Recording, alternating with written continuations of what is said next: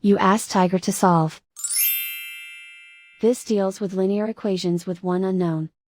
The final result is x equals 128. Let's solve it step by step. Group all constants on the right side of the equation. Subtract 3 from both sides. Simplify the arithmetic.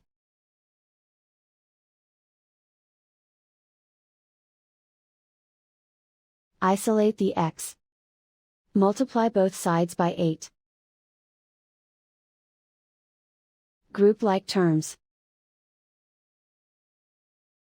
Multiply the coefficients. Simplify the fraction. Simplify the arithmetic. And so the final result is x equals 128.